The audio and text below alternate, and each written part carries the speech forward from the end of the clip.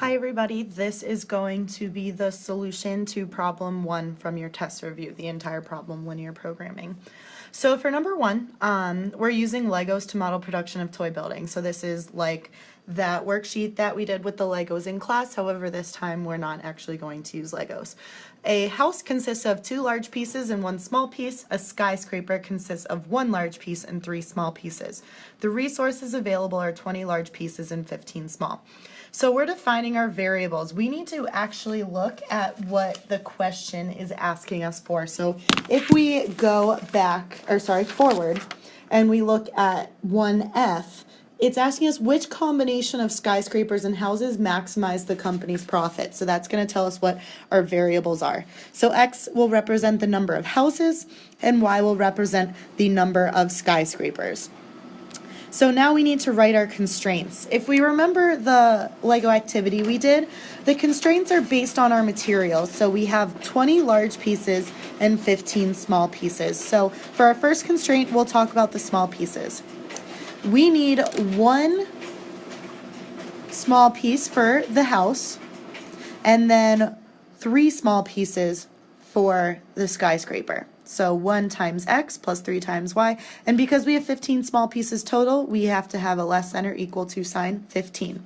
Our next constraint is going to be large pieces. So we're looking at large pieces of the house, which is X, and large pieces of the skyscraper, which is Y. So a house has 2 large pieces, and then our skyscraper has 1 large piece. So that's where the 2X and the 1Y come from. Because there are 20 large pieces available, that means it has to be less than or equal to 20.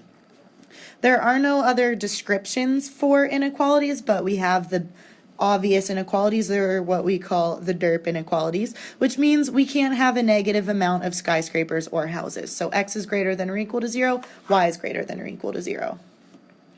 So now we need to graph our constraints. So that our derp inequalities are technically here as long as our scale goes from 0 to say like 20 on both the X and Y axis. It's already shown that.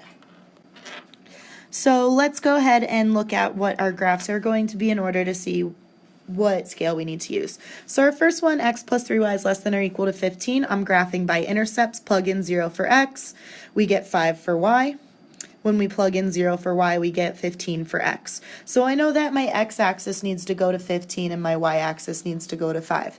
If we look at our other one, our maximum number is going to be 20, so we can use a scale of 1.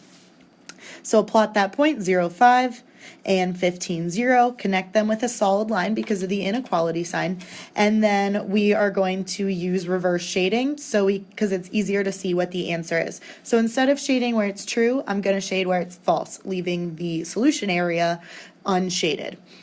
So if I test 0, 0, it's true, so I'm going to shade where it's false, leaving that region right here. That's the solution area for right now. Next, I'm going to graph my second inequality via intercepts again because they're in standard form. When I plug in 0 for X, I get Y is 20. When I plug in 0 for Y, I get 10 for X. So let's go ahead and plot those. 0, 20, 10, 0, connect them with a solid line. And then if we test 0, 0, we would get that it's true. But again, I'm going to use reverse shading to eliminate the possible area. So right now, my solution area is that white area that you see.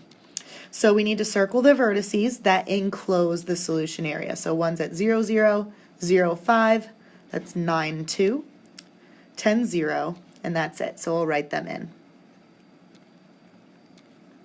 Write the equation for the company's profit if they make $7 for every skyscraper and $4 for every house made. So we have to remember what our variables are, even though we usually do X first and Y second. $7 goes with Y since that our variable for skyscrapers is Y, and X goes with houses. So if I write my profit equation, I have P is equal to $7 times number of skyscrapers plus $4 times number of houses. So we got to fill in those 4 coordinates that we found in order to calculate the profit and see which combination gives us the most. So I'm just going to change it to 4x plus 7y because x comes first, y comes second, so I don't confuse myself. Plug in 0. Obviously, if we don't do anything, we're not going to make any money, so we don't even have to do math for that one. And then plug in the x and y's into our profit equation. So the three values are 35, 50, and 40. Obviously, the highest number is 50. So that is going to be our most profitable combination. 9 is X, 2 is Y, so that means 9 houses and 2 skyscrapers give us a profit of $50.